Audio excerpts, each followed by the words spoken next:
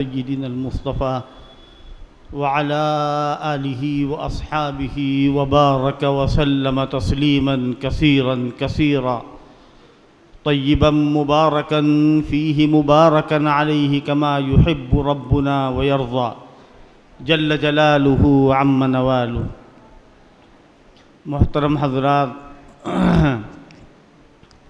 باہر سے آئے ہوئے مہمانان کرام،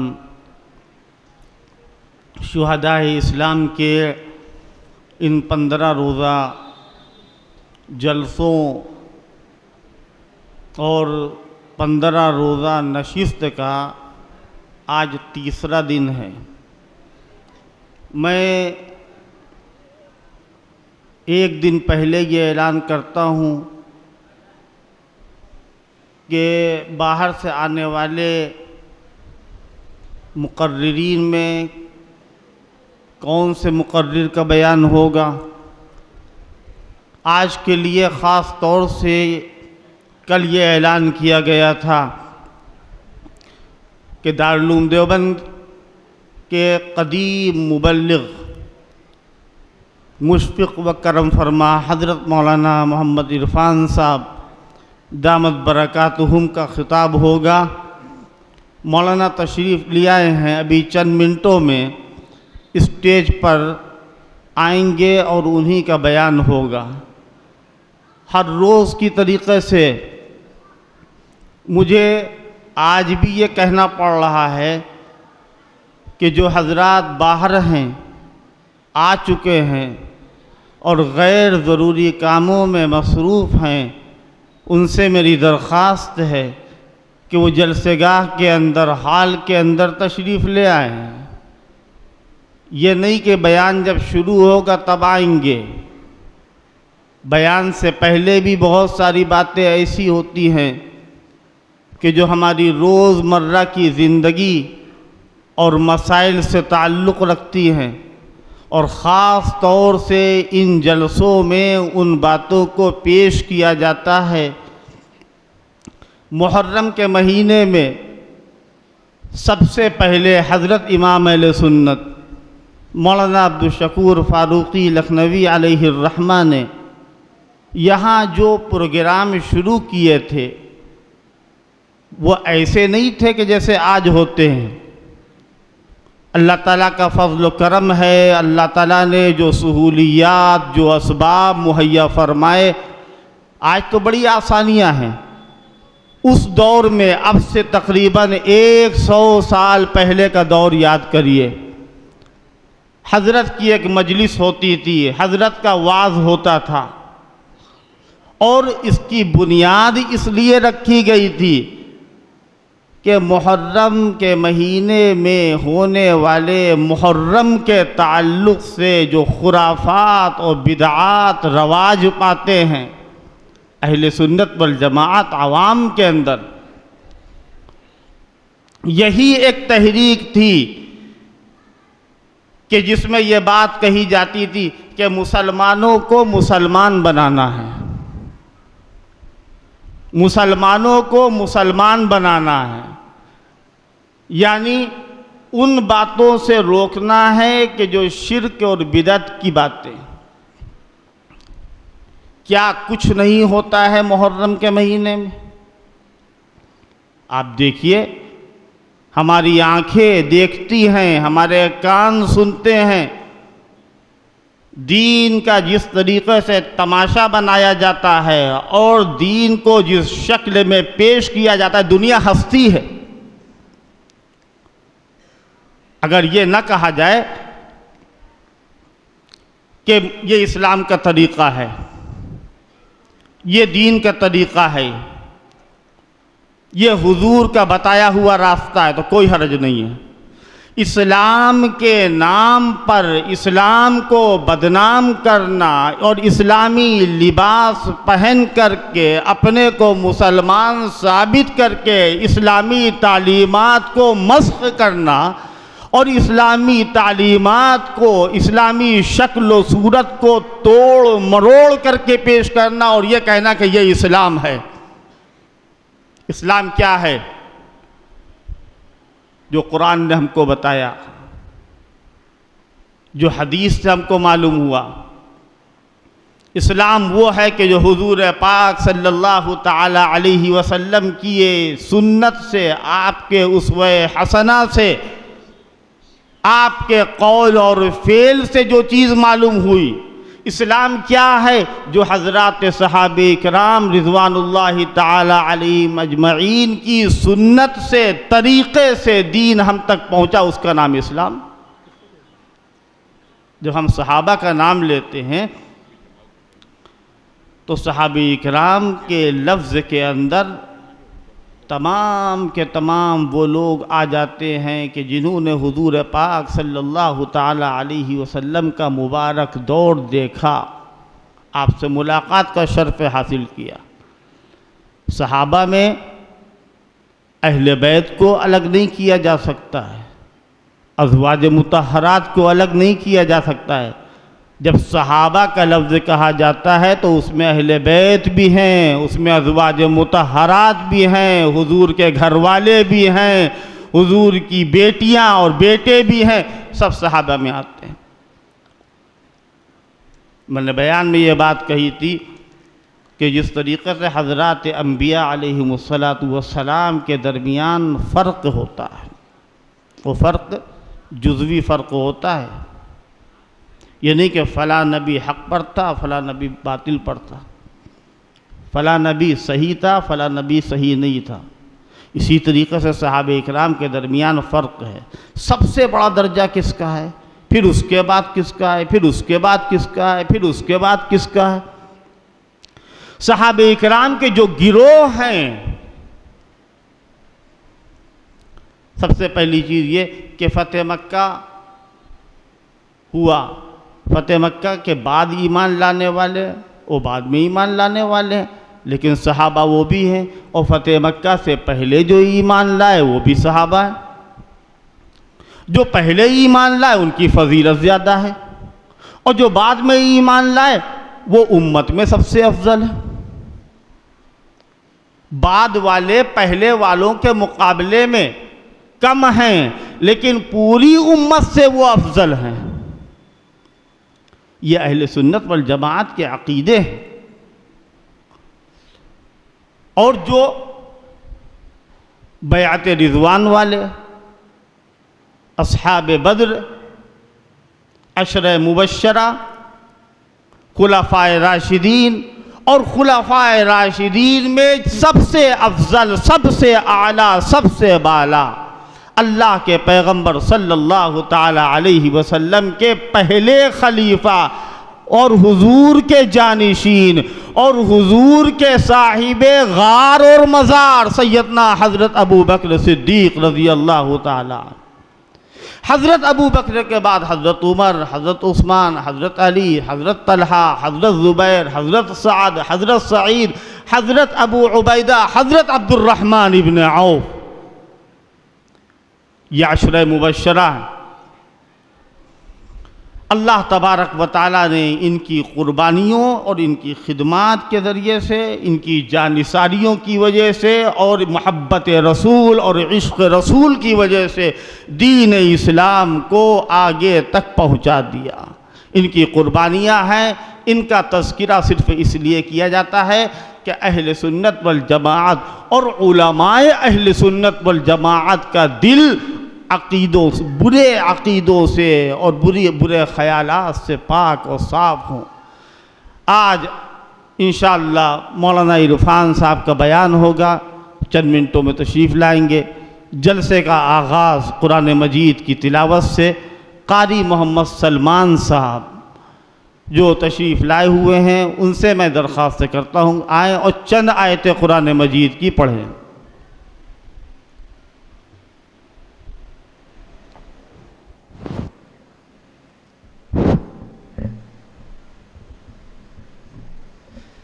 معزز سامعین کرام، السلام علیکم ورحمۃ اللہ وبرکاتہ۔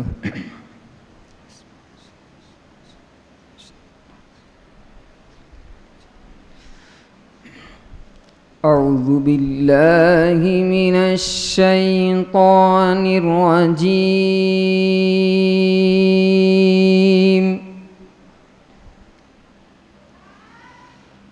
بسم الله الرحمن الرحيم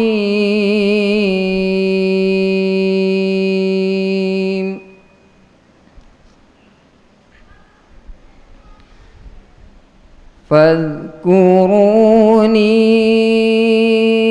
أذكركم واشكروا لي ولا تكفرون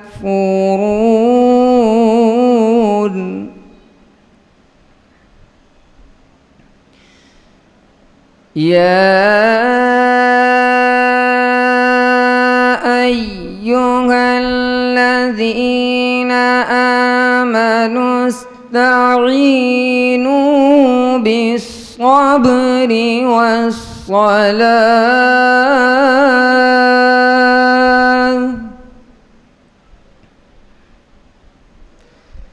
إن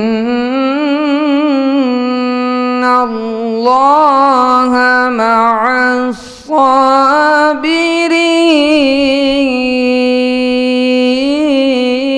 الصابرين ولا تقولوا لمن يقتل في سبيل الله أموات بل أحياء ولكن لا تشعرون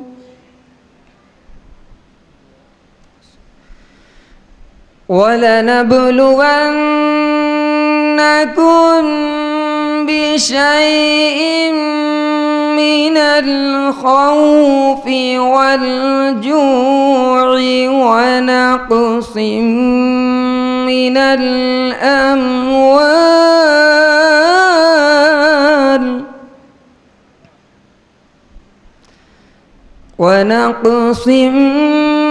من الأموال والأنفس والثمرات وبشر الصابرين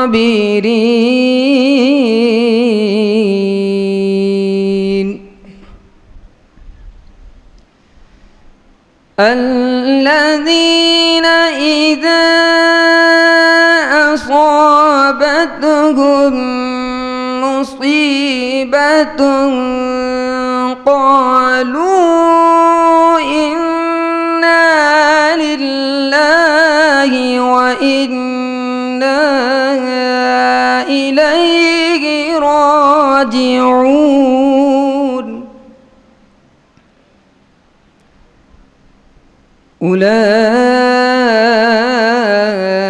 أولئك عليهم صلوات من ربهم ورحمة وأولئك هم المهتدون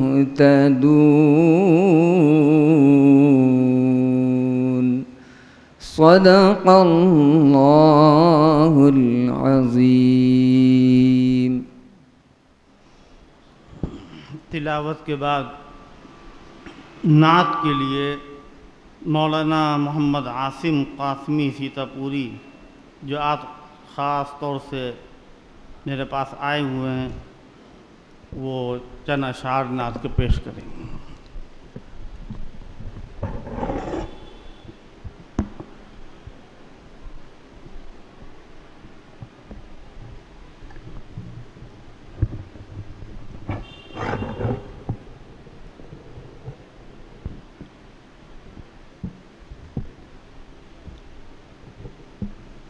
السلام علیکم ورحمۃ اللہ وبرکاتہ.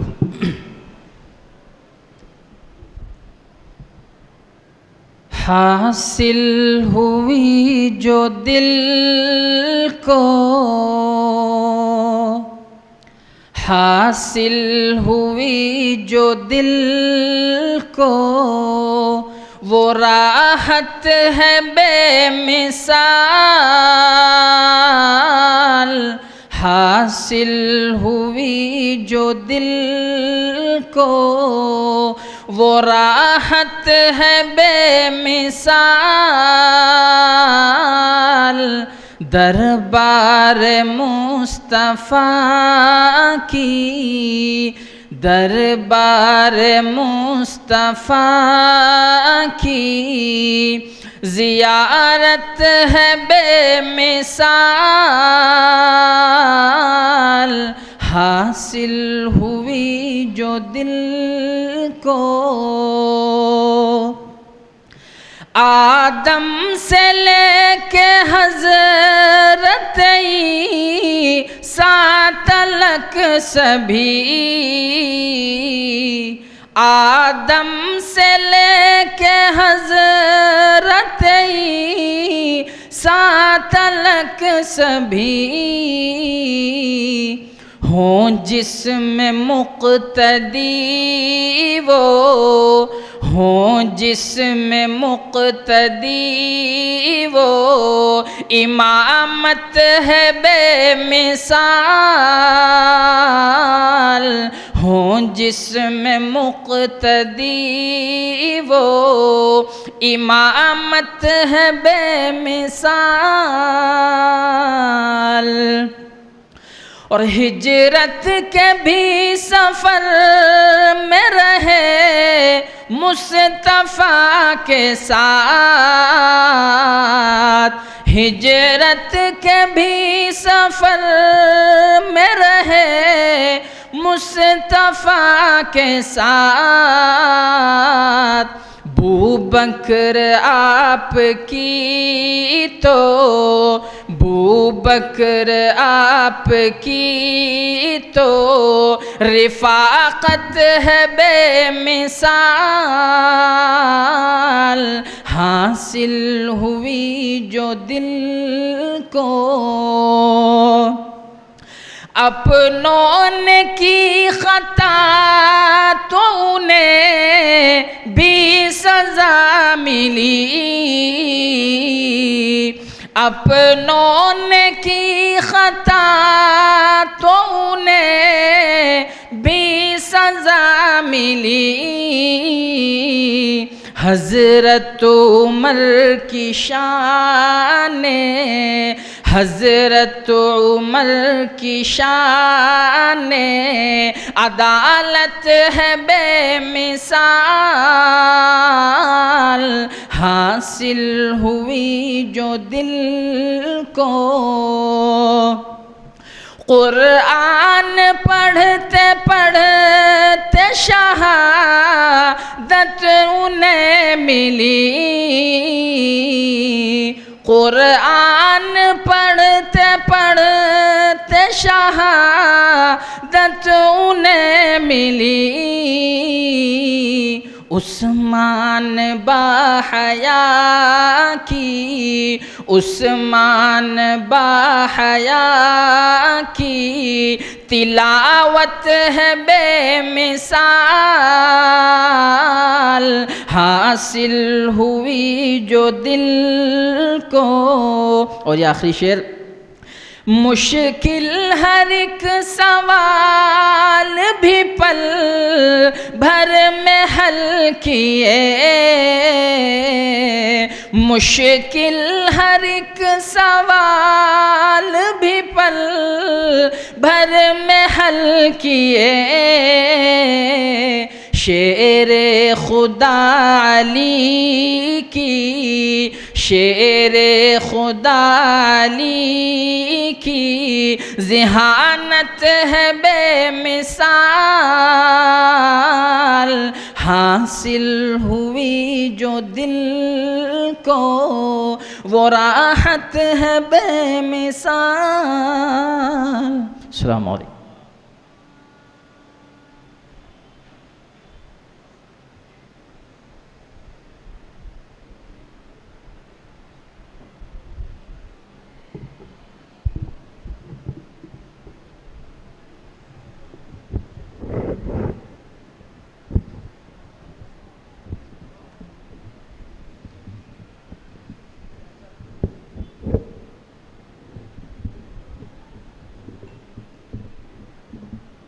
بسم اللہ الرحمن الرحیم الحمد للہ وکفا والصلاة والسلام علی سیدنا المصطفیٰ اما بعد.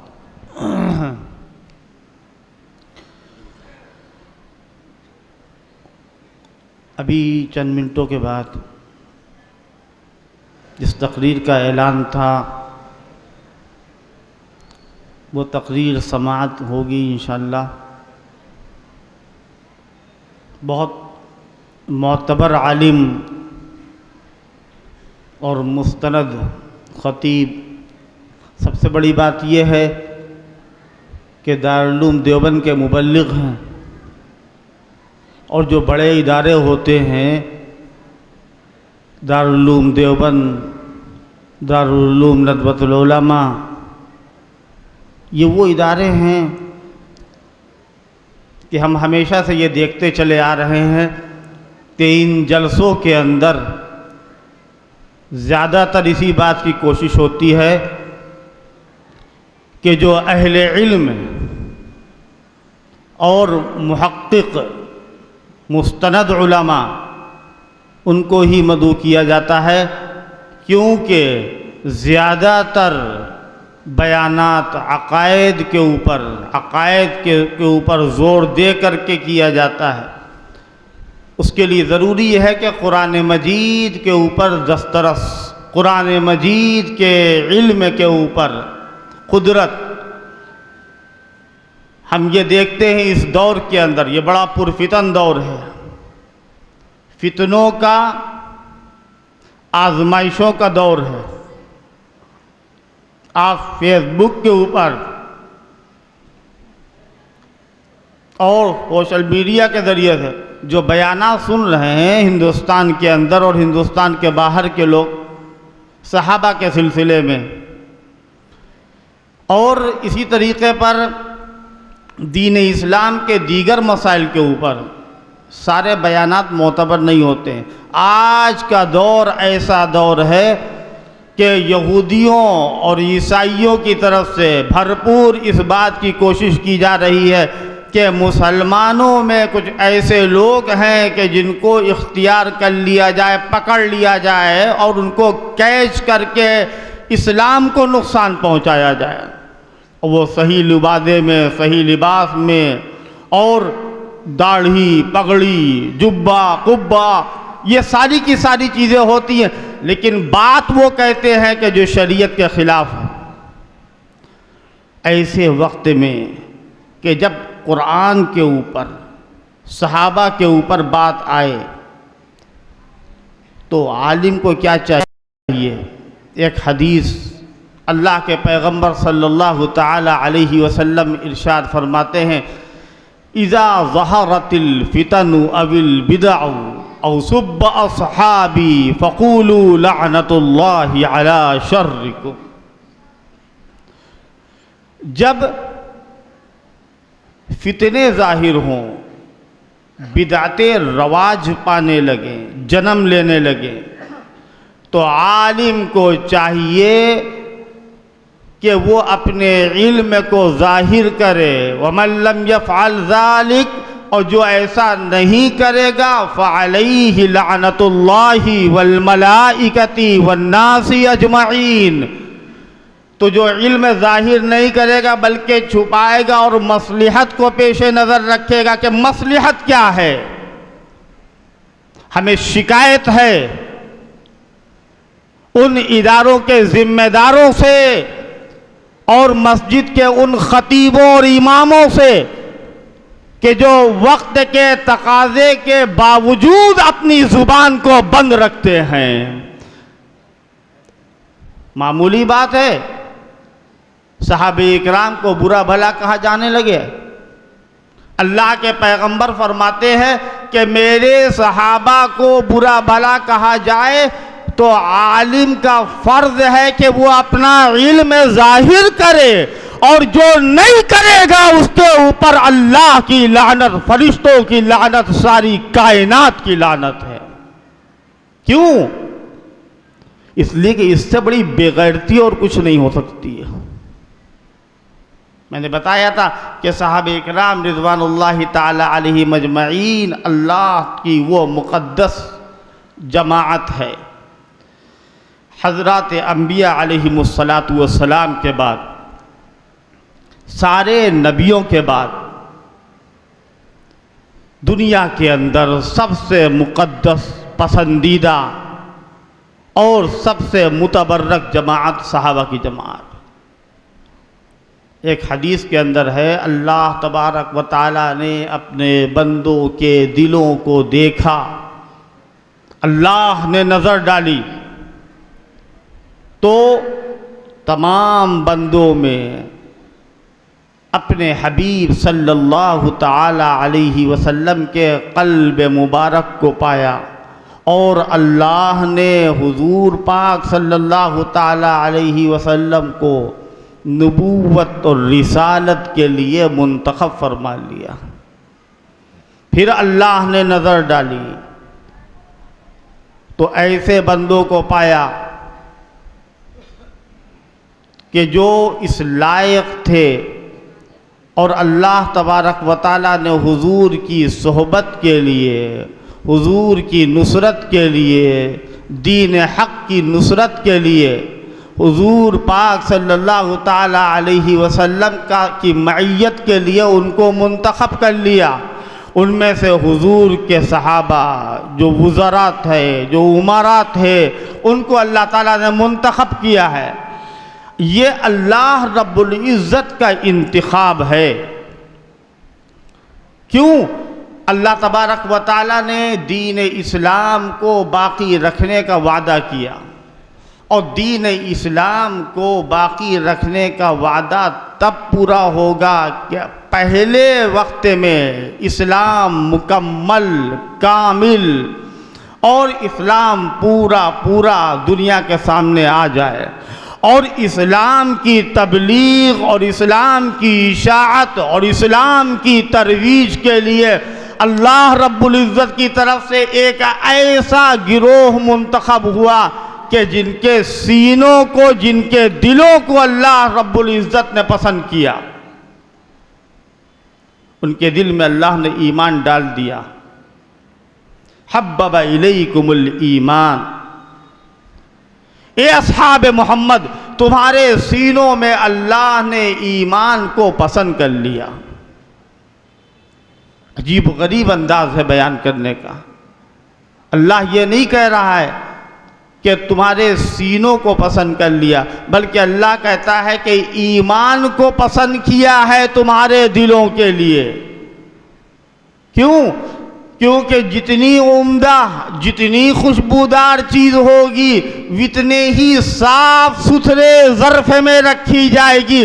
قرآن سب سے پاک اور مقدس کتاب ہے، اسلام سب سے مقدس مذہب ہے، لہذا وہ کس کے سینوں میں آیا؟ اصحاب محمد صلی اللہ تعالی علیہ وسلم کے سینوں میں۔ اللہ کیا فرماتا ہے؟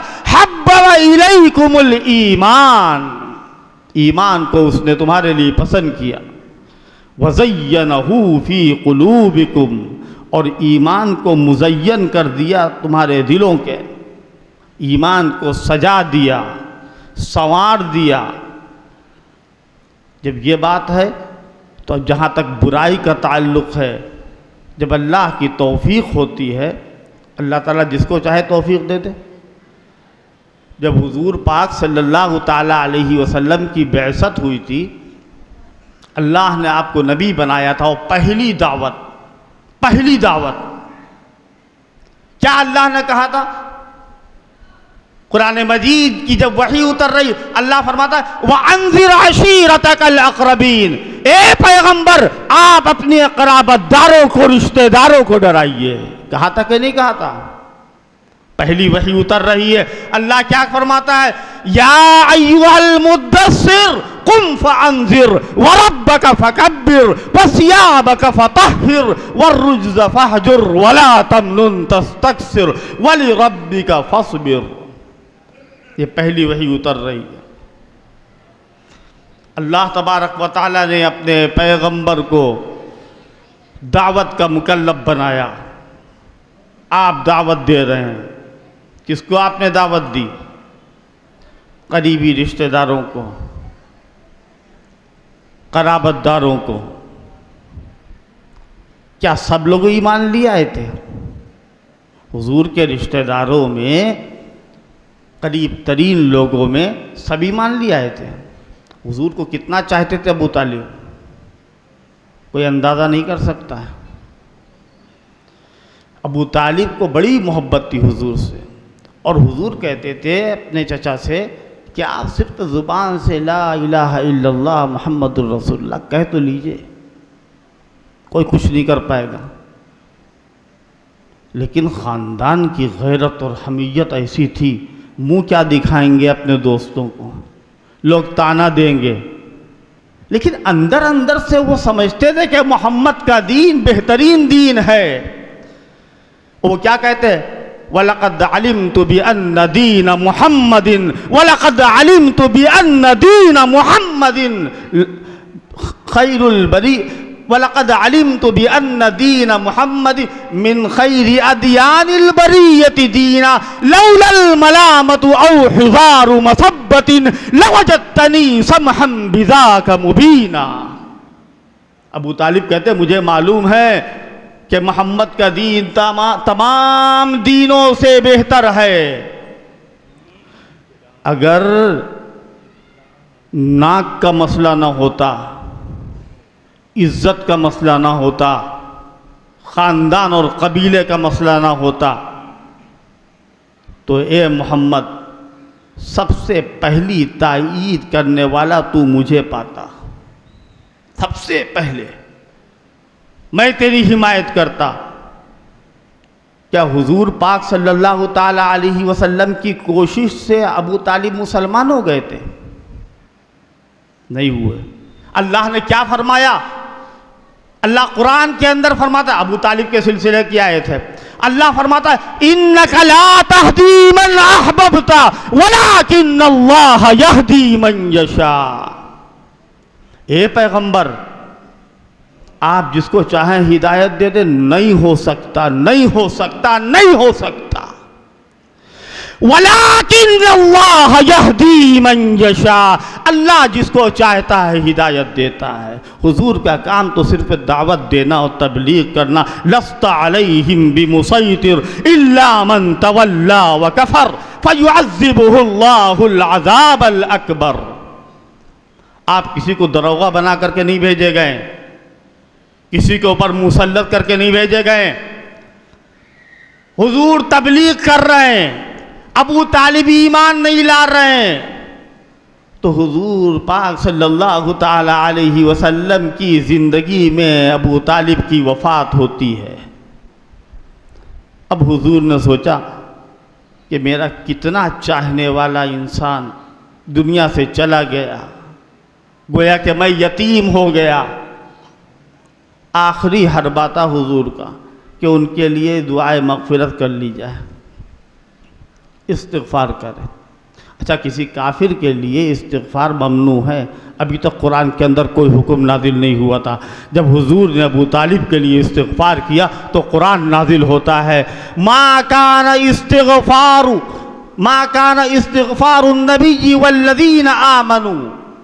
اللہ تعالیٰ فرماتا ہے ما کان للنبی والذین آمنوا ان یستغفروا، کسی نبی کے لیے اور کسی مومن کے لیے جائز نہیں ہے کہ وہ استغفار کرے اس کے لیے کہ جس کی موت کے اوپر وفات ہوئی ہو، جس کا خاتمہ موت کے اوپر ہوا۔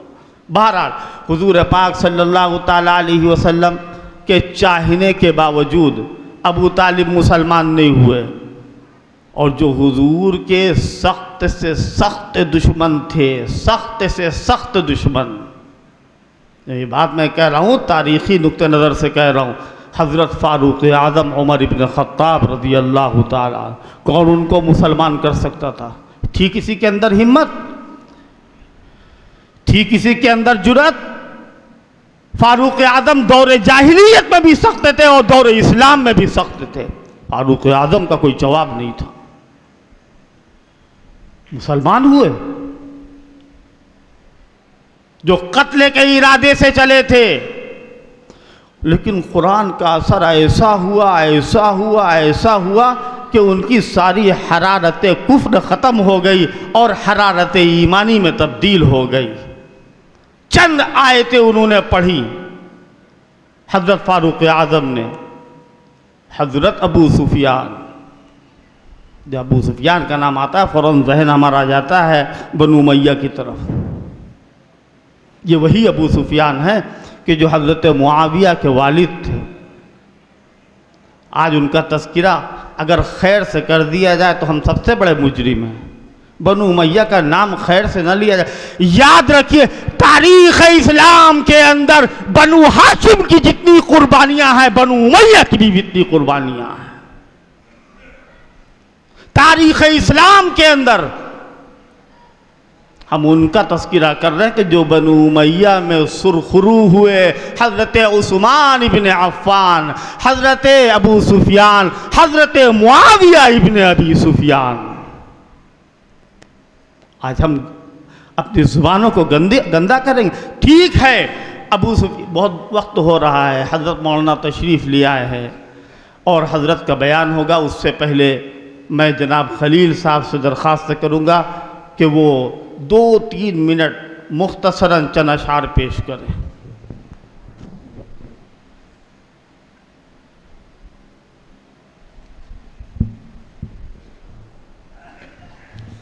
حضرات گرامی السلام علیکم۔ نعت کا مطلع 2-3 شعر کی اجازت۔ رخ مصطفیٰ کے جیسا کوئی آئینہ نہیں ہے، رخ مصطفیٰ کے جیسا کوئی آئینہ نہیں ہے، یہ بتا رہا ہے قرآن، یہ بتا رہا ہے قرآن، یہ میرا کہاں نہیں ہے، رخ مصطفیٰ کے جیسا۔ شعر سماعت کریں حضرات۔ جو عمل سے دور ہوں گے تو خفا حضور ہوں گے، جو عمل سے دور ہوں گے، جو عمل سے دور ہوں گے تو خفا حضور ہوں گے، جو خفا حضور ہوں تو کوئی راستہ نہیں ہے، جو خفا حضور ہوں تو۔ یہ بھی شعر تمام مولانا۔ باشارہ امامت یہ نبی کا فیصلہ تھا، باشارہ امامت، باشارہ امامت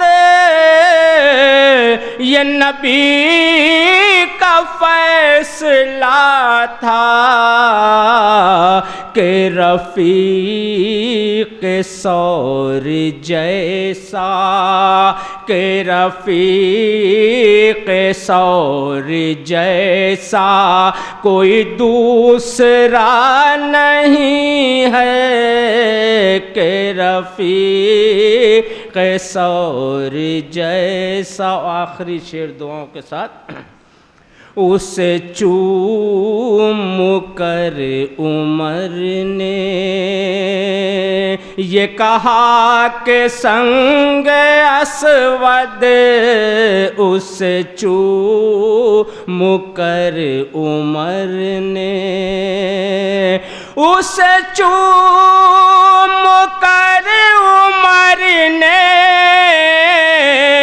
یہ کہا کہ سنگ اسود تجھے چومنے کا مقصد تجھے چومنے کا مقصد تجھے پوجنا نہیں ہے، تجھے چومنے کا مقصد تجھے پوجنا نہیں ہے، رخ مصطفیٰ کے جیسا کوئی آئینہ نہیں ہے، یہ بتا رہا ہے قرآن یہ میرا کہاں نہیں ہے۔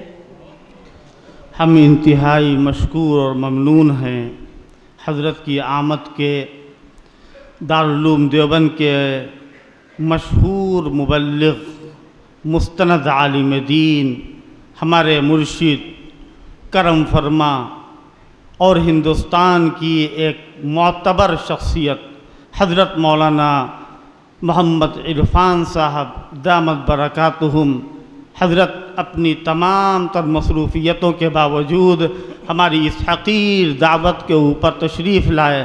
اللہ تبارک و تعالی ان کو جو بھی توفیق دے صحیح صاف سچی باتیں آپ ہمارے خدمت میں پیش کریں۔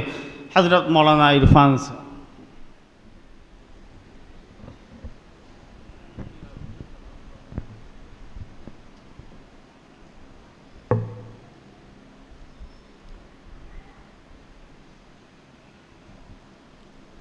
آپ حضرات تھوڑا مل کر کے بیٹھ جائیں، جو دیوار سے ٹیک لگائے ہیں مجمع میں مل جائیں۔ یہ دینی مجلس ہے، اس کا پورا ادب و احترام برقرار رہنا چاہیے۔ تھوڑا آگے بڑھ جائیں، یہ سامنے والے آگے آ کر کے مل کر کے بیٹھیں، آگے بڑھ جائیں، مل کر کے بیٹھیں، پھیل کر کے نہ بیٹھیں۔ ماشاءاللہ آپ تو سمجھدار آدمی، آپ کو زیادہ سمجھانے کی ضرورت نہیں ہے، اشارے میں کام ہو جائے گا۔ جلدی بیٹھ جائیں۔ درود شریف پڑھیے، اللہم صلی علی محمد النبی الامی وعلی آلہ وصحبہ اجمعین۔ الحمدللہ رب العالمین والصلاة والسلام علی اشرف الانبیاء والمرسلین وعلی آلہ واصحابہ اجمعین، اما بعد۔ اعوذ باللہ من الشیطان الرجیم، بسم اللہ الرحمن الرحیم۔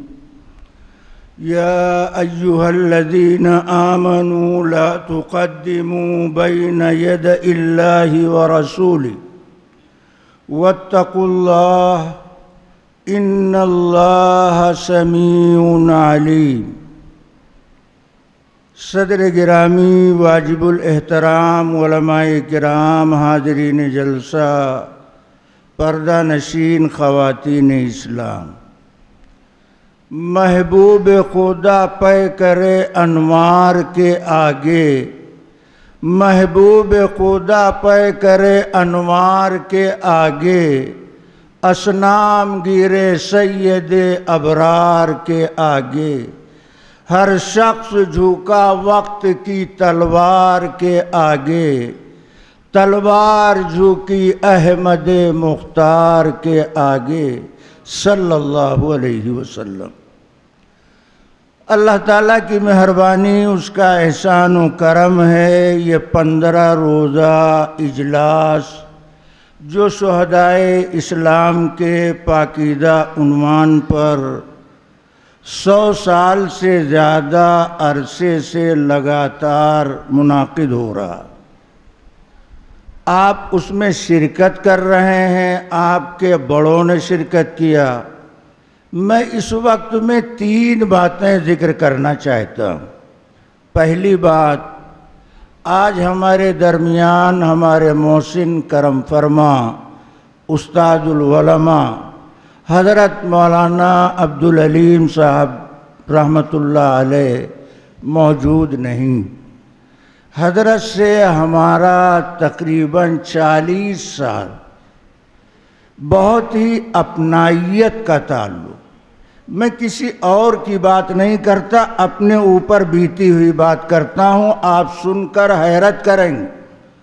حضرت مولانا اپنے بڑوں کا بے انتہا اکرام کرتے تھے اور حضرت اپنے چھوٹوں کے ساتھ بڑی شفقت، مروت، اپنائیت، خرد نوازی کا معاملہ کرتے تھے. دونوں کے لیے میں 2 واقعہ ذکر کرتا ہوں. بڑوں کا احترام اور اکرام مولانا کی نظر میں اس قدر کہ متفق علیہ بزرگ استاد العلماء حضرت مولانا قاری صدیق احمد باندھوی رحمۃ اللہ علیہ بھائی طلحہ کے یہاں آرام کر رہے تھے. حضرت ہمارے استاد، میں ان کا شاگرد. میں بیٹھ کے حضرت قاری صاحب کا پیر دبا رہا تھا اور حضرت مولانا عبدالعلیم صاحب قاری صاحب کا سر دبا رہے تھے. جب قاری صاحب اٹھ کے مولانا کو منع کر رہے ہیں آپ رہنے دیجئے، آپ ہاتھ نہ لگائیے، مگر مولانا کے دل میں اپنے بڑوں کا بے انتہا مقام اور اپنے بڑوں کے محبوب تھے، اس لیے اکرام و احترام میں کوئی کسر باقی نہیں رکھتے. یہ تو بڑوں کے ساتھ معاملات. ایک واقعہ میرے ساتھ پیش آیا، میں نے حضرت کے زمانے میں اس کو ذکر نہیں کیا، کہیں کوئی کچھ اور نہ سمجھے. میں ہردوئی سے سفر کر رہا تھا. میں نے ٹرین سے حضرت کو فون کیا، حضرت مجھے بہت بھوک لگی ہے، آپ ہمارے کھانے کا انتظام کیجیے. لکھنؤ پہنچنے میں ٹرین میں کچھ 1.5 گھنٹہ باقی. حضرت نے کہا تم نے اتنے کم وقت میں فون کیا، اتنا جلدی کھانے کا انتظام کیسے ہو سکتا؟ بہرحال تم نے کہا ہے میں انتظام کرتا ہوں. میں مطمئن ہو گیا. لکھنؤ اسٹیشن پر گاڑی رکی تو میں نے دیکھا حضرت مولانا رحمۃ اللہ علیہ زینے سے کھانا لے کر اتر رہے ہیں. میں پلیٹ فارم پر کھڑا ہو گیا. حضرت نے میرے ہاتھ میں کھانا دیا اور کہنے لگے اپنے مزاج کے مطابق تم کب سے مولانا اسد مدنی ہو گئے؟ ایک مرتبہ مولانا اسد مدنی رحمۃ اللہ علیہ نے ہم کو فون کیا تھا ہمارے لیے اسٹیشن کھانا پہنچاؤ. میں نے ان کے لیے کھانا پہنچایا. اس کے بعد ایک تم نکلے، تم نے ہمیں فون کیا ہمارے لیے کھانا پہنچائیے. میں کھانا لے کر آیا اور سنو، بغیر کہے ہوئے میں تمہارے لیے پان لگوا کر بھی لایا ہوں.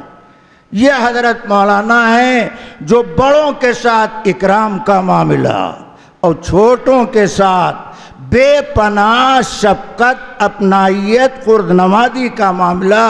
اللہ ان کے درجات کو بلند فرمائے. اللہ ان کی نسلوں میں یہ چیز دن بدن اضافے کے ساتھ پیدا فرمائے.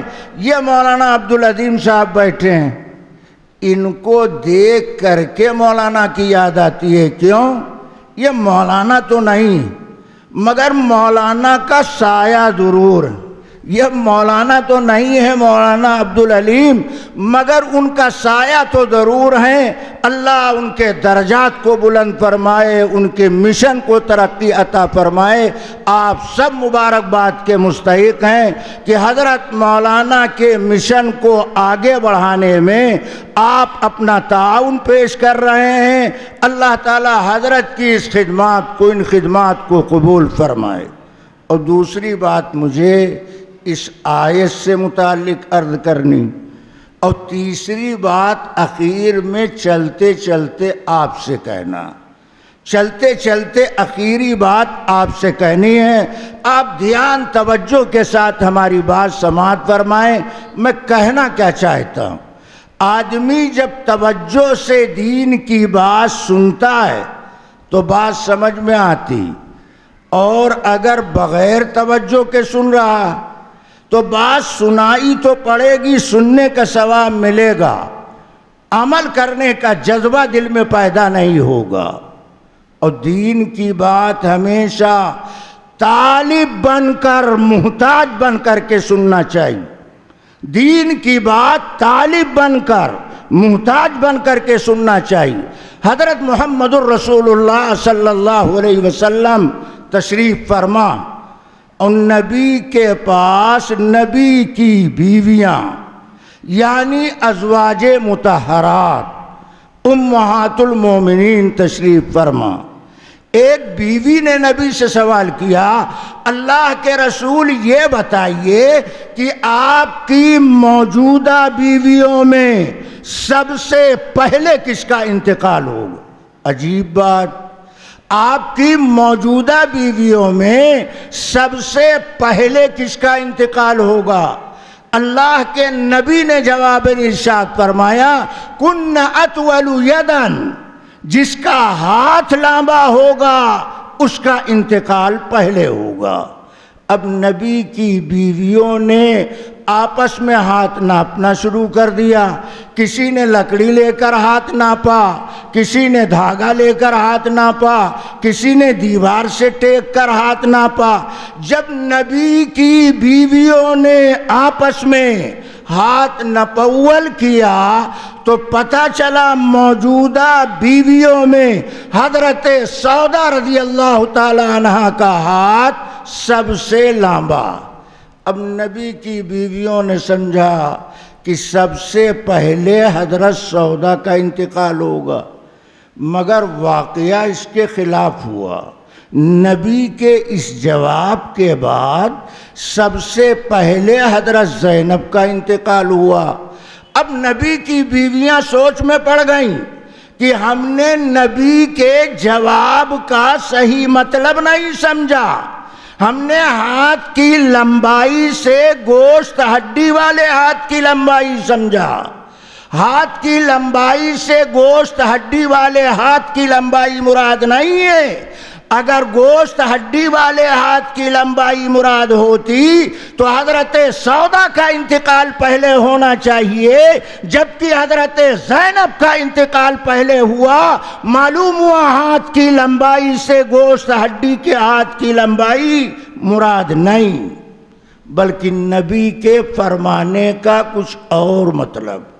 اب نبی کی بیویاں دوبارہ جمع ہوں تو ایک بیوی نے کہا اہل عرب ہاتھ کی لمبائی کا جملہ سخاوت کے موقع پر استعمال کرتے، اور واقعہ یہ ہے کہ حضرت زینب یوں تو نبی کی ہر بیوی کثرت سے صدقہ خیرات کرنے والی، مگر تمام ازواج مطہرات میں یہ وصف خاص حضرت زینب رضی اللہ تعالی عنہا میں نمایاں طور پر پایا جاتا تھا. اسی لیے ان کے وصال کے موقع پر مدینہ کی گلیوں میں یتیموں نے مسکینوں نے حضرت زینب کو ام المساکین کے لقب سے یاد کیا. نبی کی بات سمجھنے کے لیے نبی کی بیویوں کو اتنی محنت کرنی پڑی. ہمیں قرآن حدیث کی بات، ایمان و اسلام کی بات بڑی توجہ کے ساتھ سننا چاہیے. یہ جلسہ عام جلسوں کی طرح نہیں، یہ میلادی قسم کا جلسہ نہیں ہے. یہاں اصلاح عقائد کا کام کیا جاتا، یہاں اصلاح اعمال کا پیغام دیا جاتا. یہاں عمل سے زیادہ عقیدے پر بات کی جاتی. کیوں؟ عقیدہ دین اسلام میں ریڑھ کی ہڈی کی حیثیت رکھتا. عقیدہ دین اسلام میں درخت کی جڑ کی حیثیت رکھتا. عقیدہ دین اسلام میں عمارت میں بنیاد کی حیثیت رکھتا. اگر انسان کی ریڑھ کی ہڈی کو توڑ دیا جائے انسان کھڑا نہیں رہ سکتا. اگر درخت کی جڑ کو خشک کر دیا جائے درخت ہرا بھرا نہیں رہ سکتا. اگر دیوار کی بنیاد کو ڈھیلا کر دیا جائے دیوار کھڑی نہیں رہ سکتی. اگر مسلمان کے دل سے اسلامی عقیدہ نکال لیا جائے اس کا اسلام باقی نہیں رہ سکتا. اس لیے میں کہہ سکتا ہوں یہ اجلاس یہاں کا پروگرام دین کی بنیادی خدمت انجام دے رہا.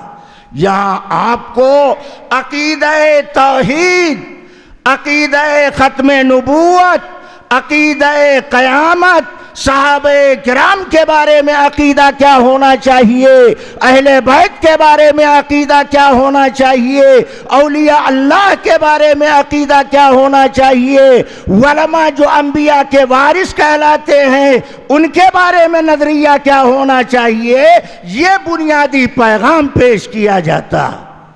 اللہ تبارک و تعالی نے قرآن مجید کی اس آیت میں انہی بنیادی عقائد میں سے ایک عقیدے کا تذکرہ کیا. دین اسلام دین کامل کہلاتا ہے. دین کامل کا مطلب دین بننے کے لائق جتنی چیزیں تھیں سب اللہ نے اس میں شامل کر دیا، اور جو چیز دین بننے کے لائق یا دین کہلانے کے لائق نہیں تھی اسے اللہ نے قریب نہیں آنے دیا. لہذا یہ دین دین کامل ہے، قیامت تک کے لیے کامل مکمل ہے. اس دین میں جس کو دین اسلام کہا جاتا ہے، زندوں کے حق کو، مردوں کے حق کو، مردوں کے حق کو، عورتوں کے حق کو، مقیم کے حق کو، مسافر کے حق کو، آقا کے حق کو، غلام کے حق کو، مریض کے حق کو، تیماردار کے حق کو، انبیاء کے حقوق، ملائکہ کے حقوق، کتاب اللہ کے حقوق، اصحاب رسول اللہ کے حقوق اسلام نے کلیئر طور پر بیان کر دیا. جس اسلام میں زندوں کا حق بتایا جائے، مردوں کا حق بتایا جائے، اس اسلام میں خاتم الانبیاء کے حقوق نہ بتائے جائیں، یہ کیسے ہو سکتا؟ آپ قرآن پڑھیں تو آپ کو پتہ چلے گا کہ حضرت محمد الرسول اللہ صلی اللہ علیہ وسلم کے قرآن نے 5 بنیادی مرکزی حقوق ذکر فرمائے. نبی کے 5 بنیادی مرکزی حقوق بیان کیا. اس کے علاوہ کچھ ضمنی کچھ ذیلی حقوق ہیں. ان 5 بنیادی مرکزی حقوق میں نبی کا پہلا حق ختم نبوت کا اقرار کرنا اور ختم نبوت کا اظہار کرنا. ختم نبوت کا اقرار کرنا اور ختم نبوت کا اظہار کرنا. اللہ کے بعد اللہ کی کل مخلوقات میں سب سے زیادہ محمد الرسول اللہ صلی اللہ علیہ وسلم سے محبت کرنا. اللہ کے بعد نبی کی اتباع، اطاعت، تابعداری، فرما برداری کرنا. اور نبی کا چوتھا حق نبی کا اکرام کرنا، نبی کا احترام کرنا.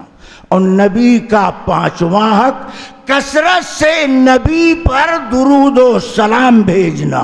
یہ نبی کے 5 مرکزی بنیادی حقوق کہلاتے ہیں. ہر حق کی تفصیل عرض نہیں کی جا سکتی، نہ اس کا موقع ہے نہ وقت میں گنجائش. میں ایک حق کے بارے میں ذکر کرتا ہوں، اور وہ بھی صحابہ کرام کے عملی کردار کے روشنی میں، صحابہ کے عملی آئینے کی روشنی میں اللہ کے نبی کا اکرام، نبی کے احترام کا پس منظر میں پیش کرتا ہوں. دھیان سے سنیے. اللہ تعالیٰ فرماتے ہیں یا ایھا الذین آمنوا لا تقدموا بین ید اللہ ورسولہ.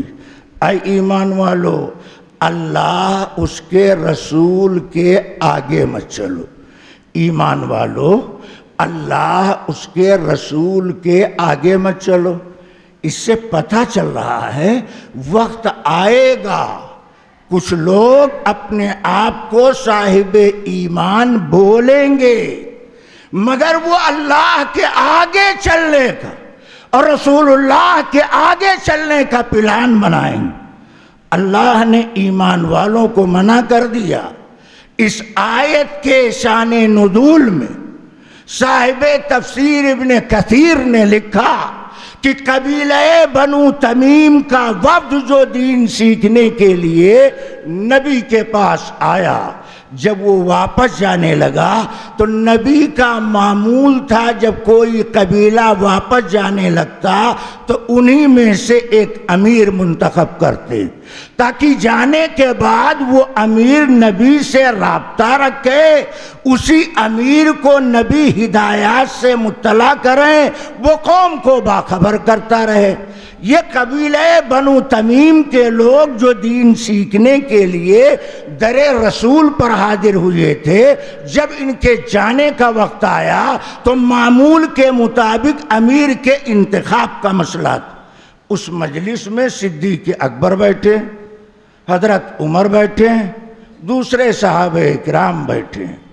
हजरत सिद्दीक़ अकबर ने कहा, कबीले बनु तमीम के लिए अमीर अकरा बिन, हजरत उमर ने कहा अकरा बिन हाबिस मुनासिब है, क्यों? देहात का मसला है, वो देहाती मिजाज रखते हैं। सिद्दीक़ अकबर ने कहा नहीं, अकरा के मुकाबले में दूसरे का नाम सिद्दीक़ अकबर ने पेश किया।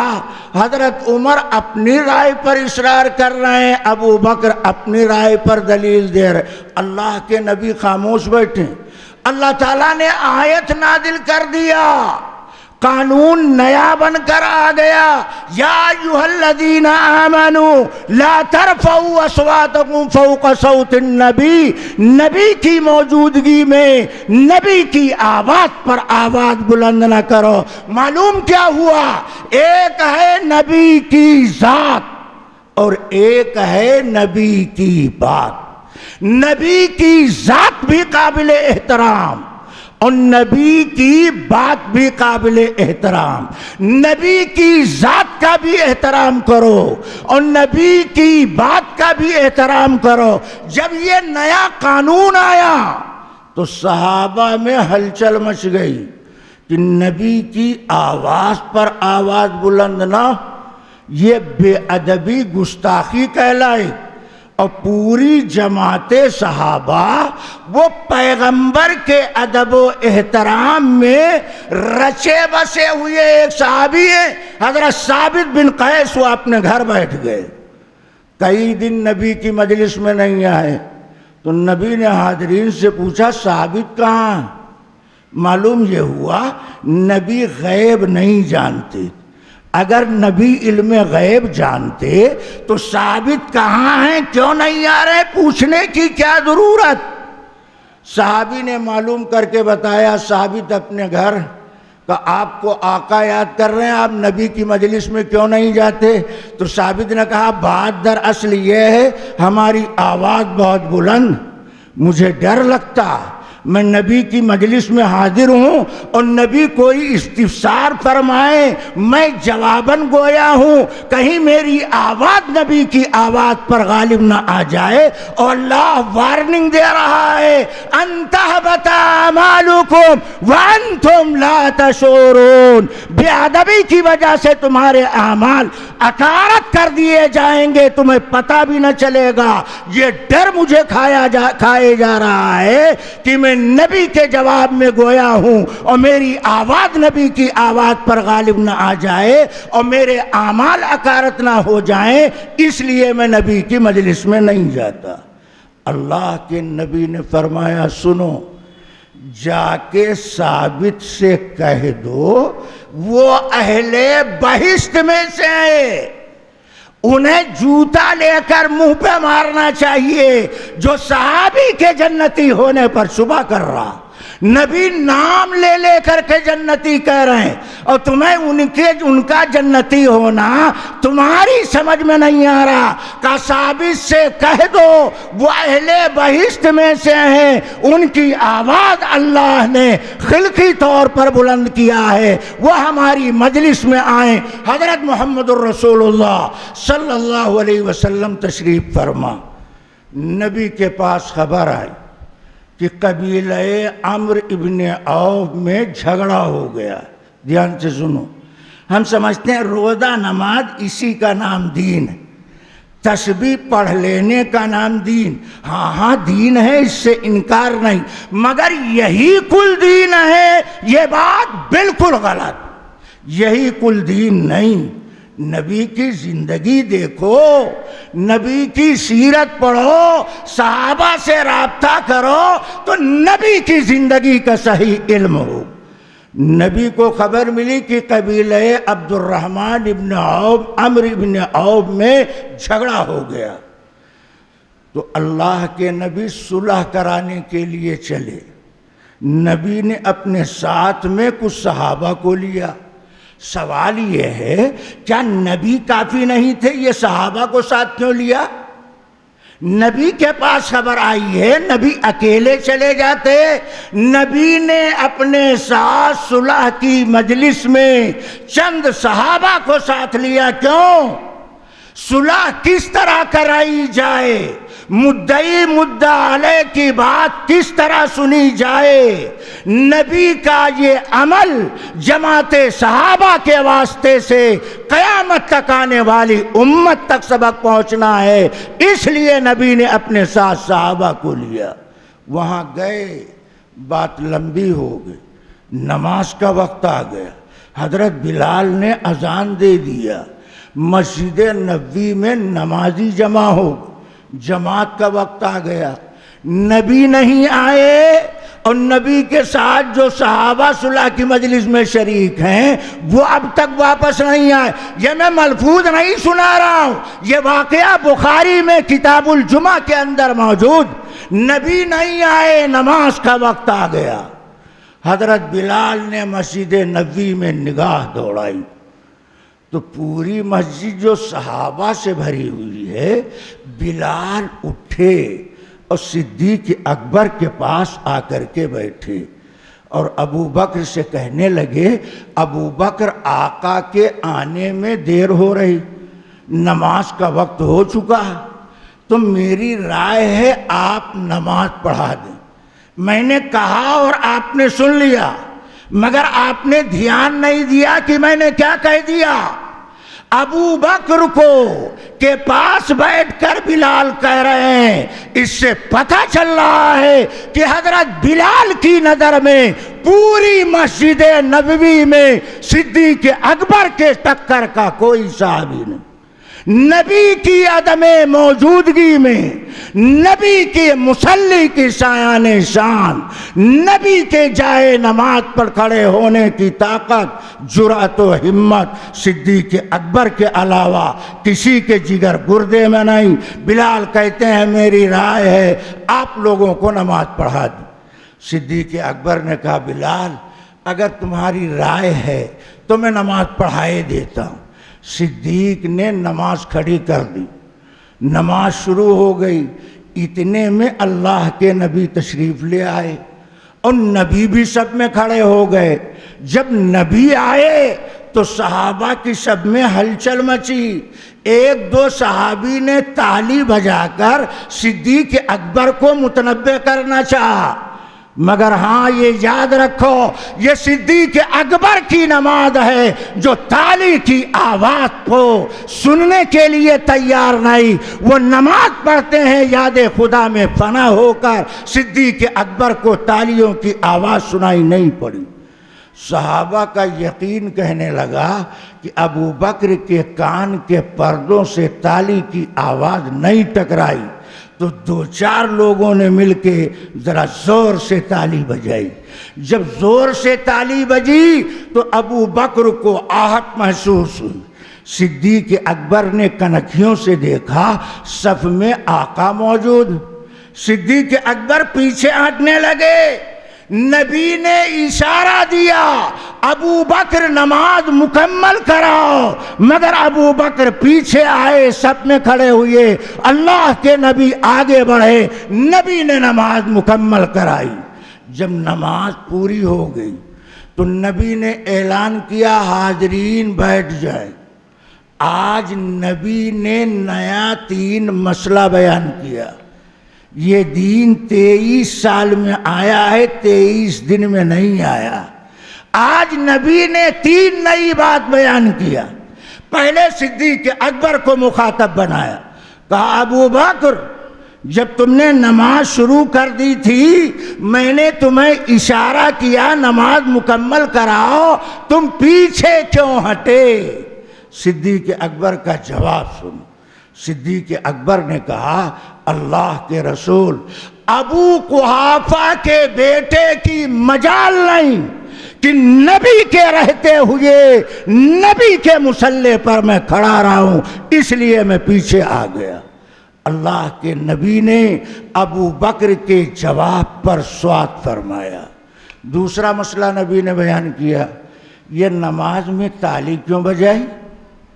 آج سے اس طریقے پر قدغن پابندی لگائی جاتی، اگر امام کو متنبہ کرنے کی ضرورت پیش آئے تو مقتدیوں کو تالی بجانے کی اجازت نہیں۔ اب حدیث میں ذکر مل جائے گا، مگر کیا کیجئے یہ کہنا پڑے گا ایسا پہلے ہوا، بعد میں یہ بند ہوا۔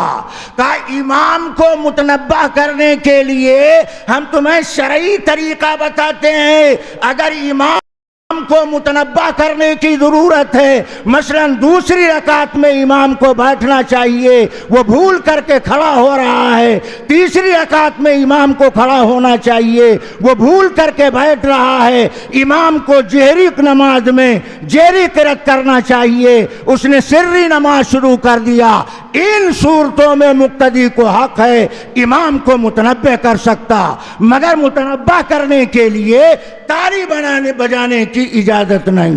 آج نیا قانون آیا، نبی نے فرمایا ایسے موقع پر مقتدی سبحان اللہ بول سکتا، الحمدللہ بول سکتا، اللہ اکبر بول سکتا، مگر تالی بجا کر امام کو متنبہ نہیں کر سکتا۔ آج تیسرا مسئلہ نبی نے بیان کیا۔ بعض جاہل قسم کے لوگ پڑھتے لکھتے کچھ ہے نہیں، گھوم العلوم میں داخلہ لیتے چلے آتے ہیں، کہتے ہیں مرد عورت کی نماز میں فرق نہیں، انہیں اللہ کے نبی کا فرمان معلوم نہیں۔ آج نبی نے فرق بیان کیا، فرمایا عورت اگر مقتدیہ، جیسے نبی کے زمانے میں عورتیں جماعت میں شریک ہوتی تھی، بعد میں منع کر دیا گیا فتنے کی وجہ سے، اب اگر کوئی عورت مقتدیہ امام کو متنبہ کرنا چاہے تو کیسے متنبہ کرے گی؟ جیسے مرد مقتدی سبحان اللہ بولتا ہے ایسے عورت مقتدیہ سبحان اللہ بول سکتی ہے؟ فرمایا نہیں۔ کیوں؟ عورت کی آواز بھی عورت، عورت کی آواز بھی عورت ہے۔ عورت مقتدیہ امام کو متنبہ کرنے کے لیے ہاتھ پر ہاتھ مار کر متنبہ کرے گی، سبحان اللہ الحمدللہ کا جملہ عورت بول نہیں سکتی ہے۔ حضرت محمد الرسول اللہ صلی اللہ علیہ وسلم کے اس واقعے نے امت پر یہ سبق واضح کیا کہ صحابہ کرام میں صدیق اکبر کا مقام بلند و بالا ہے، اور صدیق اکبر کا جواب یہ بتاتا ہے کہ صدیق اکبر کے دل میں حضرت محمد الرسول اللہ صلی اللہ علیہ وسلم کا اکرام و احترام رچا بسا ہوا تھا۔ نبی کی موجودگی میں صدیق اکبر مصلی پر کھڑے رہنے کے لیے تیار نہیں۔ عہد صحابہ میں صرف 2 واقعہ ایسا ملتا ہے جس کی نظیر کوئی پیش نہیں کر سکتا۔ ایک تو صدیق اکبر سے متعلق ایک واقعہ جو نبی کے ادب و احترام میں بالکل فنا، اور دوسرے جیسے خلیفہ اول صدیق اکبر، ایسے آپ جانتے ہیں خلیفہ چہارم حضرت علی اپنے زمانے میں لاجواب، ابو بکر اپنے زمانے میں بے مثال، حضرت صدیق اکبر نے دنیا کے سامنے لاجواب نبی کے اکرام و احترام کا نمونہ پیش کیا۔ اسی طرح تاریخ نے حضرت علی کی زندگی کو بھی قلم بند کیا۔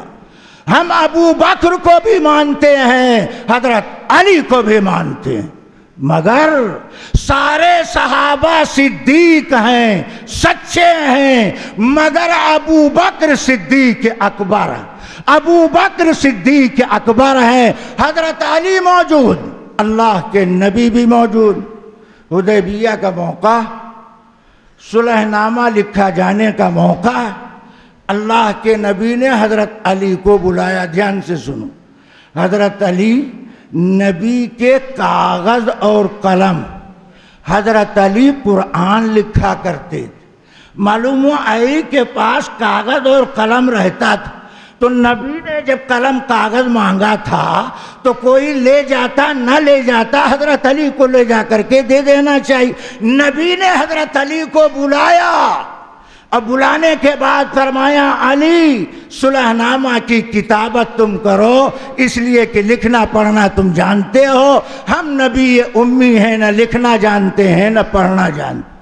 हज़रत अली ने सुलहनामा की किताबत शुरू किया। पहला जुमला लिखा बिस्मिल्लाहिर्रहमानिर्रहीम। तो जो कुफ़ार के सरदार का नुमाइंदा था उसने अटैक किया, ये बिस्मिल्लाहिर्रहमानिर्रहीम ये जुमला चलने वाला नहीं। क्यों? हम लोग बिस्मि का अल्लाहुम्मा लिखते हैं, बिस्मिल्लाहिर्रहमानिर्रहीम से आगाज नहीं करते।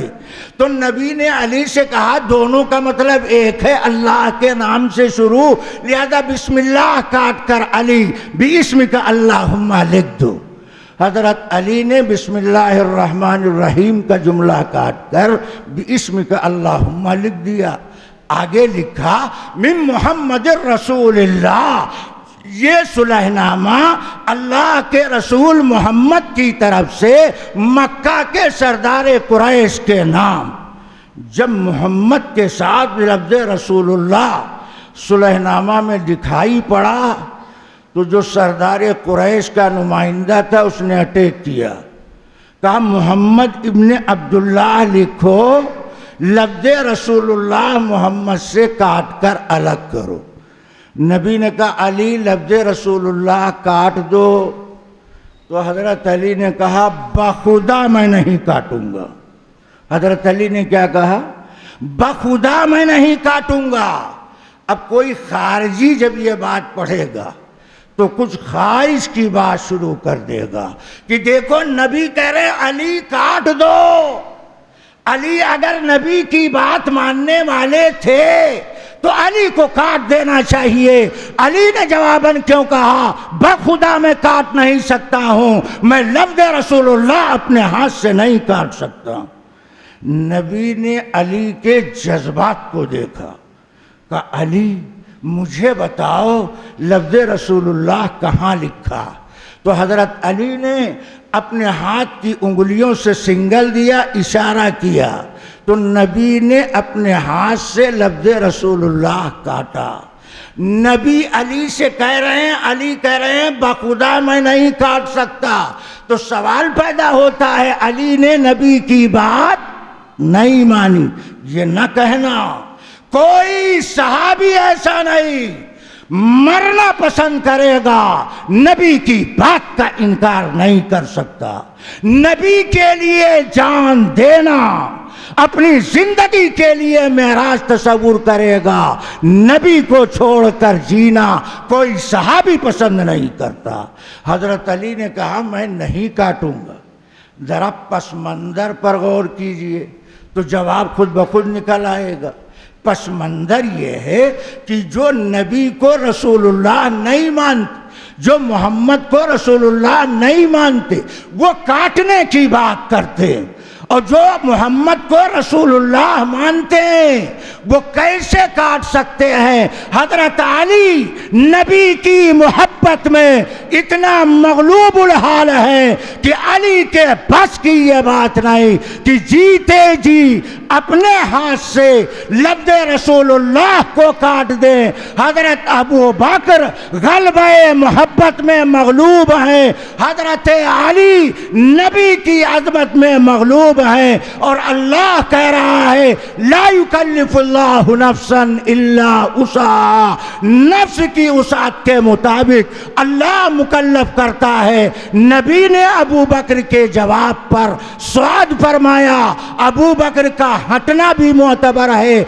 नबी ने अली के जवाब पर स्वाद फरमाया, अली का काटने से इनकार करना यह जवाब भी दुरुस्त मालूम होता है। इसीलिए अल्लाह कह रहा دیا یا ایھا الذین آمنوا لا تقدموا بین یدی اللہ ورسولہ، اے ایمان والو اللہ اس کے رسول کے آگے مت چلو۔ اللہ اس کے رسول کے آگے چلنے کا مطلب کیا؟ کوئی اللہ کے آگے بھی چل سکتا، رسول اللہ کے آگے بھی چل سکتا۔ ہاں اللہ کے آگے چلنا یہ ہے جس عبادت کی اجازت اللہ نے نہیں دیا اسے عبادت سمجھ کے کرنا، اور اس عبادت کو اللہ کی طرف منسوب کرنا، یہ اللہ سے آگے چلنا۔ اور رسول سے آگے چلنا، عبادت کا جو طریقہ حضرت محمد الرسول اللہ صلی اللہ علیہ وسلم نے بتایا۔ آپ اپنے آپ کو اہل سنت بولتے ہیں، اہل سنت و جماعت بولنے کا مطلب کیا؟ جو سنت پر چلنے والا وہ ہے اہل سنت، جو سنت کی بات کرتا، سنت کا کام کرتا، وہ اہل سنت کہلائے گا۔ جو بدعات و خرافات، رسوم و رواج میں مبتلا ہے، اسے اپنے آپ کو اہل سنت کہنے کا، بولنے کا کوئی حق نہیں پہنچتا۔ رسول سے آگے چلنا یہ ہے کہ رسول نے عبادت کا جو طریقہ بتایا اسے نہ گھٹایا جائے نہ بڑھایا جائے۔ دھیان سے سنو، ہم بے لگام جملہ استعمال نہیں کر رہے ہیں، پورے قید و بند کا لحاظ و خیال کر کے بول۔ گھٹانا بھی عیب ہے، بڑھانا بھی عیب، کم کرنا بھی جرم، اضافہ کرنا بھی جرم۔ اذان کے لیے جو کلمات نبی نے سکھائے وہی بولو۔ محبت کا نام لے کر آپ کو گھٹانے بڑھانے کا پاور کس نے دیا؟ یہ دین مکمل ہوا حضرت محمد الرسول اللہ صلی اللہ علیہ وسلم کے زمانے میں۔ تم کون ہوتے ہو گھٹانے والے؟ تم کون ہوتے ہو بڑھانے والے؟ اللہ وارننگ دے رہا ہے، یا ایھا الذین آمنوا لا تقدموا بین یدی اللہ ورسولہ واتقوا اللہ، ڈرو اللہ سے، بچو، روکو، باز آؤ، خبردار ہو جاؤ، متنبہ ہو جاؤ۔ خبردار جو آگے بڑھنے کی جسارت کیا۔ جہاں نبی کی سنت، نبی کا طریقہ مل جائے، بس وہاں سارے رواج کو دفن کر دو، سارے نئے طریقے کو پاؤں تلے دبا دو۔ یہ بات میں زور الفاظ کی بنیاد پر نہیں کہتا، ایک واقعہ ذکر کرتا ہوں، دھیان سے سن۔ ایک صحابی ہیں حضرت حذیفہ ابن الیمان، جو صاحب سر رسول کہلاتے، جو نبی کے رازدار صحابی تھے۔ حذیفہ ابن الیمان نبی کے ہجرت کرنے کے بعد میں مکہ سے انہوں نے ہجرت کیا، مگر جب مکہ سے ہجرت کا ارادہ حذیفہ کرتے تو ابو جہل راستہ روک لیتا تھا۔ کہاں؟ کہا مدینہ جانا، کہا نہیں جا سکتے۔ بار بار ارادہ کیا، بار بار ابو جہل نے اٹیک کیا۔ حذیفہ کہتے ہیں ایک دن میں نے پختہ ارادہ کر لیا، آج ہر حال میں جانا۔ میں مدینہ کے لیے رواں دواں ہونے لگا، ابو جہل آیا، کہا کہاں؟ کہا مدینہ جانا چاہتا ہوں۔ کہا کیوں؟ کہا نبی کی زیارت کریں گے، نبی سے ملاقات کریں گے۔ کہا اچھا سنو، اگر صرف نبی کی زیارت و ملاقات مطلوب و مقصود ہے تو تم مدینہ جا سکتے ہو، مگر ہاں یہ واضح رہے تم ہمارے مقابلے میں نہیں نکل سکتے۔ اگر ہمارے مقابلے میں تم دکھائی پڑے تو تمہاری خیر نہیں۔ حضرت حذیفہ ابن الیمان نے وعدہ کر لیا کہ مدینہ پہنچ کر نبی کی زیارت کریں گے، نبی سے ملاقات۔ مگر واقعہ یہ کہ اللہ کے نبی بدر کے میدان کی طرف رواں دواں ہیں، شہر مدینہ سے باہر نکل چکے ہیں۔ حذیفہ چلتے چلتے مدینہ کے باہر نبی سے ملاقات کرتے۔ حذیفہ کو پتہ چلا بدر کی لڑائی میں دشمن کے مقابلے کے لیے اللہ کے نبی نہتھے صحابہ کو ساتھ لے کر جا رہے ہیں۔ دشمن کے مقابلے میں کوئی اپنے مخالف کو ساتھ لیتا، بے اعتماد لوگوں کو ساتھ لیتا، نبی صحابہ کو ساتھ لے رہے ہیں، کہاں؟ دشمن کے مقابلے۔ یہ بات کب کی ہے؟ جب کربلا کا ذکر زمین پر نہیں ہوا تھا، اس وقت کی بات۔ نبی نکلے اپنے ساتھ 313 صحابہ کو لے کر نکلے دشمن کے مقابلے میں۔ نبی نہتھوں پر اعتبار کر رہے ہیں، فاقہ مستوں پر یقین کر رہے ہیں۔ حضرت حذیفہ کہتے ہیں میں نبی سے ملا، پورا سفرنامہ ذکر کیا کہ ابو جہل نے چلتے ہوئے دھمکی دیا تھا کہ میرے مقابلے میں نہ آنا۔ نبی میں نے ڈر کے مارے وعدہ کر لیا، مگر میں بدر میں جانا چاہتا ہوں۔ کیوں؟ بدر جس کو قرآن نے یوم الفرقان کہا، بدر وہ لڑائی ہے جس کے شرکا صحابہ کرام کے اسماء گرامی کو امام بخاری نے ترتیب کے ساتھ نقل کیا۔ کیا امام بخاری نے کربلا کے 72 نہتھوں کا نام بالترتیب بخاری میں لکھا؟ نہیں لکھا۔ معلوم ہوا شرکائے بدر کا مقابلہ کوئی نہیں کر سکتا۔ ابو بکر و عمر ہیں، ابو بکر و عمر بدر کی لڑائی میں شریک۔ حضرت حذیفہ سے نبی نے کہا حذیفہ واپس جاؤ۔ کیوں؟ تم نے زبان دیا۔ یہ ہے مسلمان کی زبان، یہ ہے حضرت محمد الرسول اللہ صلی اللہ علیہ وسلم کی انداز تربیت۔ زبان مسلمان کو دے، یعنی مسلمان سے وعدہ کرے تو وعدہ پورا کرنا ضروری۔ اسلام یہ کہہ رہا اگر غیر قوم کو زبان دیا تو مسلمان کی شان یہ ہے اس کی زبان پر بٹا نہیں لگنا چاہیے۔ حذیفہ کو نبی نے الٹے پاؤں واپس کیا، اس لیے کہ حذیفہ نے ابو جہل کو زبان دیا تھا، وعدہ کیا تھا نبی کی زیارت ملاقات کر کے مکہ واپس آؤں۔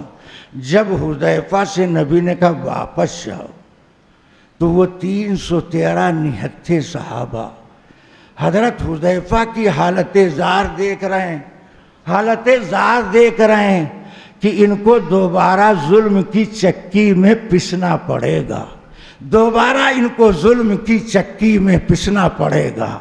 مگر نبی کا حکم ہے، نبی کہیں آگے آؤ تو آگے آئیں، نبی کہیں پیچھے جاؤ تو پیچھے جائیں۔ صحابہ کی زندگی یہ بتاتی ہے ما آتاکم الرسول فخذوا وما نہاکم عنہ فانتہوا۔ نبی کہیں لوٹ جاؤ تو لوٹ رہے ہیں، نبی کہہ رہے ہیں آگے چلو تو آگے چل رہے ہیں۔ یہی حذیفہ ابن الیمان کہتے ہیں ایک موقع وہ بھی آیا جب ربیع ابن عامر کو اور حذیفہ ابن الیمان کو کسریٰ بادشاہ نے اپنے دربار میں مذاکرے کے لیے بلایا۔ یہ پہنچے کسریٰ کے دربار میں، دربان نے روک دیا۔ کیوں؟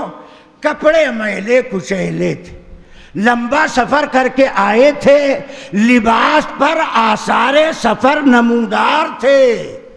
کسریٰ کے دربار کا یہ ضابطہ تھا میلے کچیلے کپڑے والا کسریٰ سے ملاقات نہیں کر سکتا، اسے اپنے اوپر جبہ ڈالنا پڑے گا، چادر اوڑھنی پڑے گی۔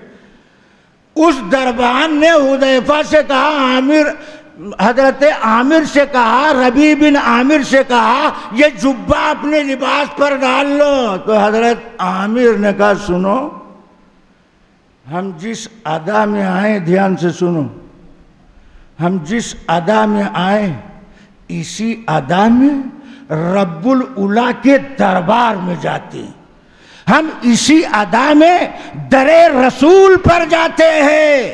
کیا کسریٰ کا دربار رب العلا کے دربار سے بڑا ہوا ہے؟ کسریٰ کا دربار در رسول سے بڑا ہوا ہے۔ کسریٰ سے کہہ دو اگر اسی ادا میں ملنا ہے تو ہم ملنے کے لیے تیار ہیں، ورنہ الٹے پاؤں واپس جاتے ہیں، اس لیے کہ میرے آقا نے ہمیں پیغام دیا یا ایھا الذین آمنوا لا تقدموا بین یدی اللہ ورسولہ۔ ہمیں رسول کی ادا اچھی لگتی، تمہارا نیا سسٹم اچھا نہیں لگتا، تو کسرا سے دربان نے کسرا کو جا کے بتایا یہ تو عجب غضب قسم کے لوگ، یہ تو تمہاری بات سینچنے کے لیے تیار نہیں. کہا جلدی بلا لو. کیوں؟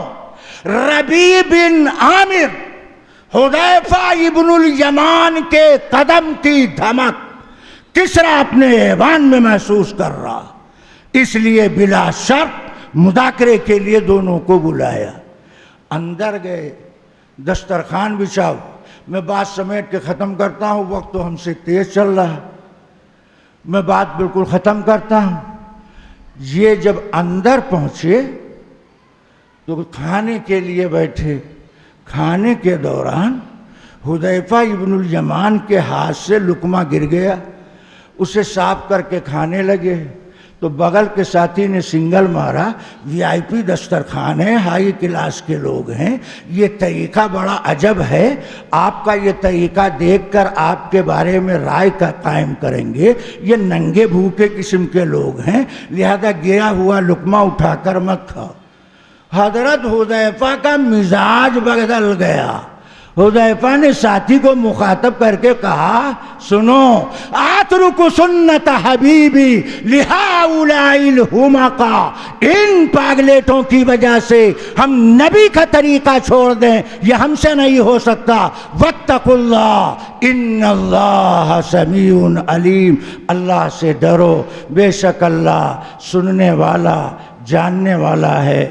اخیر میں آپ سے گزارش ہے کہ آپ اپنے بارے میں فکر کیجئے، مطلب اپنے ایمان بچانے کی کو. حضرت مولانا نے شروع میں کہا فتنہ انگیز مختلف روپ میں آپ کے ایمان و اسلام کو سلب کرنے کی ہر طرح کی کوشش کر رہے. آپ اپنے بارے میں اپنے ایمان بچانے کی کوشش کیجیے اور اپنی نئی نسل کے بارے میں فکر کیجیے جو ارتداد کے دہانے پر کھڑے ہیں، نشے کی لت میں مبتلا ہیں، انہیں ان آلائشوں سے پاک کرنے کی فکر کیجیے. اللہ ہم سب میں سنجیدگی پیدا فرمائے، کام کو آسان فرمائے. وما علینا الا البلاغ.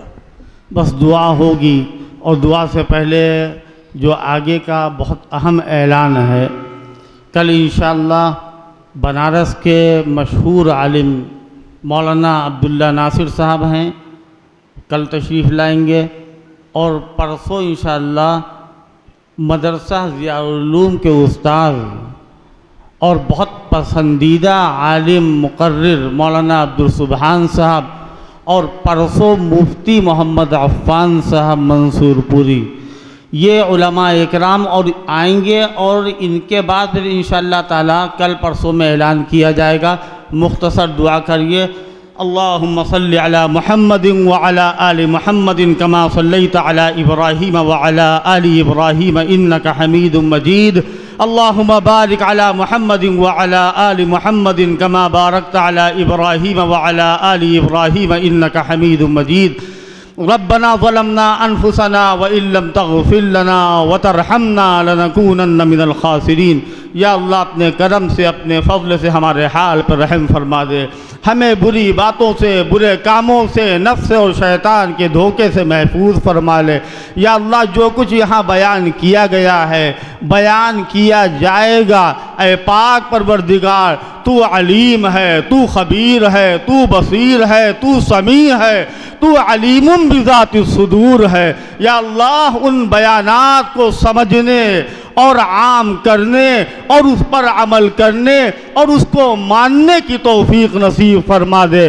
یا اللہ جو ہماری مائیں اور بہنیں یہاں آتی ہیں، جو ضرورت مند یہاں آتے ہیں، اے پاک پروردگار اپنے فضل کرم سے ان کی تمام جائز مرادوں کو پورا فرما دے. تمام مساجد، مکاتب، مدارس، مراکز اور تمام دینی خانقاہوں اور محفلوں کی حفاظت فرما دے. یا اللہ حرمین شریفین اور خاص طور سے مسجد اقصی کی حفاظت فرما دے.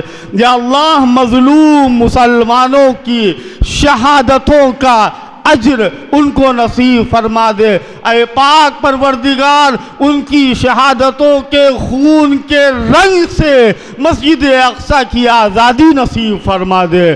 یا اللہ پوری امت مسلمہ کے اوپر اپنا رحم فرما دے، تمام مسلمانوں کو بدعات سے، خرافات سے اور غیر شرعی امور سے ان کی حفاظت فرما دے، ہم سب کو ایمان پر زندہ رکھ، ایمان پر موت دے اور ایمان والوں کے ساتھ ہمارا حشر فرما، آمین برحمتک یا ارحم الراحمین۔ کل مولانا عبداللہ ناصر صاحب آئیں گے، آپ حضرات موسم ٹھیک رہے گا انشاءاللہ